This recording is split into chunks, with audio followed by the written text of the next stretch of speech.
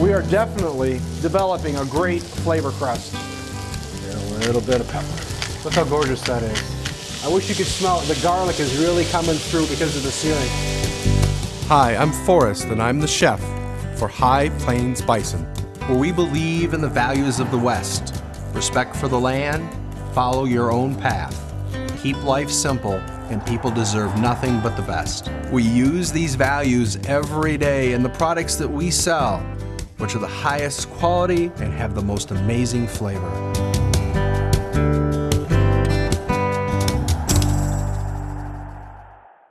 I'm going to make 4 Bison New York strip steaks for you, and what we're going to do is make a pan sauce after we're done cooking them.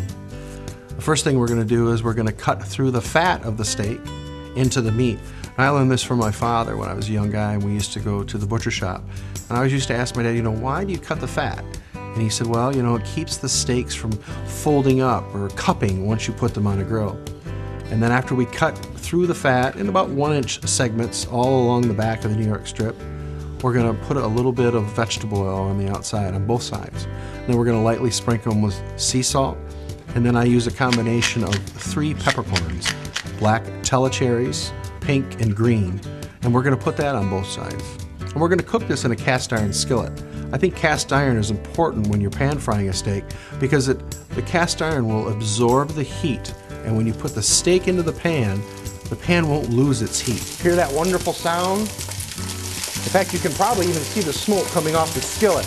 That lets you know that you got it to the right temperature. We're going to cook this steak for 5 minutes on the first side, and then we're going to flip it and cook it for an additional 3. This will give us a steak that's medium rare. And that's the best way to eat bison. If you cook bison more than medium rare, the high iron content, which is one of the attributes of eating bison, will exhibit itself as a livery flavor. You'll find that eating bison medium rare is the best way. I think it's also important when you're cooking steaks in the pan, and most definitely when you're cooking bison, that you actually create a flavor crust on the outside of the steak. Not only does it help seal in the juices, but when you bite through that crust as you're eating that steak, all the flavors are concentrated. Another thing we want to do is always make sure we allow the bison steaks to rest. 10 minutes of resting time. That allows that muscle to relax and act like a sponge and draw the juices back into the muscle tissue. That way when you cut into it, it's moist and flavorful. And then in the same skillet that we cook the steaks, we're going to make a pan sauce. We're going to make it with shallots, which are sort of like garlic, but they just have a better flavor and they're a little more mild. And what we're going to do is we're going to add just about a tablespoon of butter. Then we're going to add our shallots. We're going to turn the temperature back up to high. Boy, I wish you could be right here right now and smell this. Those shallots are browning up very nicely. Now we're going to add some of the peppercorns.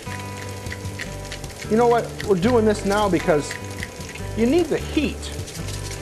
The heat from the pan and the skillet will help release the volatile oils in those peppercorns and actually give you more flavor than if you put the pepper on at the last minute.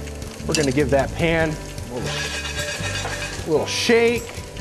It's probably been about, 2 minutes, maybe 3 minutes, and the shallots look like they're just about ready. Now we're going to add the wine. And we're going to probably put, probably a cup.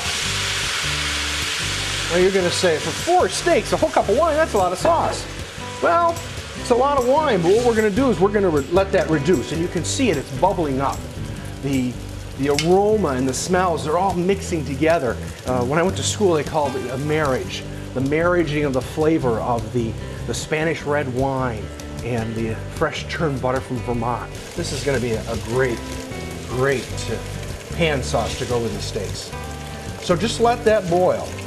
And we're going to reduce this to it's almost like a syrup. After this is reduced, pour the sauce over the top of the steaks and then cut into them very thinly.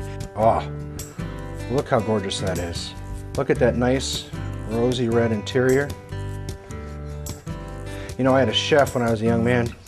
His name was Herman Rausch. And we were at a dinner one night and they were serving sliced meat. And Herman says to me, Forrest, he says, always remember, when you're serving sliced meat, a little bit of salt and a little bit of pepper. Look how gorgeous that is. Medium rare, pan-fried bison steak.